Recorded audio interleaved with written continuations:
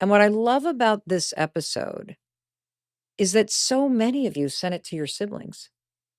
You sent it to your partner, your therapist, you forwarded it to your group chat.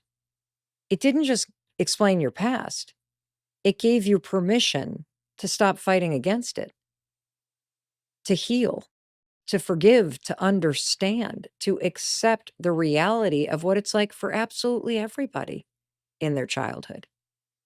This conversation with Dr. Gabor Mate helped millions of people this year soften toward themselves.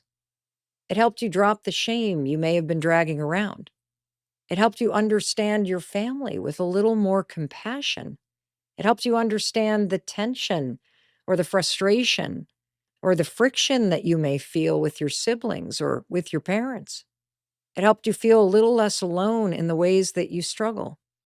And if you haven't listened to this episode yet, I'm telling you, do it. It will change the way you see yourself. It will change the way you see the people that you love. It will change what you believe is possible for your own healing. It will help you see your childhood as something that is in the past and your future as an adult as something that you can take control of and change for the better. How amazing is that? Just hearing it, it's so powerful what he says that obviously it's one of the top 9 moments of the entire year. And that brings me to the final conversation that we had this year on the Mel Robbins podcast. It didn't just stay with me. It changed me for the better. It changed the way I see the world, the way I show up in my own life, the way I think about what is possible at this very overwhelming moment in history. Who am I talking about? I'm talking about the conversation we had with the remarkable Bryan Stevenson. Now, if you've been with me this year, you already know Bryan isn't just one of the greatest civil rights attorneys of our time. He is one of the single greatest human beings I have ever had the privilege of sitting down with. Bryan Stevenson is the founder of the Equal Justice Initiative. He has argued and won landmark cases before the United States Supreme Court. He wrote the #1 New York Times mega best-selling book, Just Mercy, which became a major motion picture. And none other than Michael B. Jordan played Bryan Stevenson in the movie.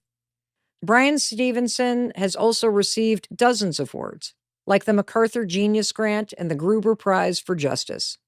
This was one of the most meaningful conversations of my entire career. And so many of you reached out from around the world and said the exact same thing. That listening to this episode with Bryan felt like someone was turning on a light in a very dark room. And this moment in particular that you're about to hear is one that I've gone back to over and over again. So let me take you back to one of the most powerful moments on the Mel Robbins podcast this entire year. It's a moment when I asked Bryan Stevenson, how do you find hope in those moments when you start to feel despair? Our hope is what can sustain us when things look bleak and difficult. And that is the reason why I believe that hopelessness is the enemy of justice. Justice will prevail if we allow ourselves to give in to hopelessness. Hope is our superpower. It's the thing that will get some of us to stand up even when people say sit down. That will get some of us to speak even when people say be quiet. It's the thing that will get us to believe we can do things that maybe other people think we can't do.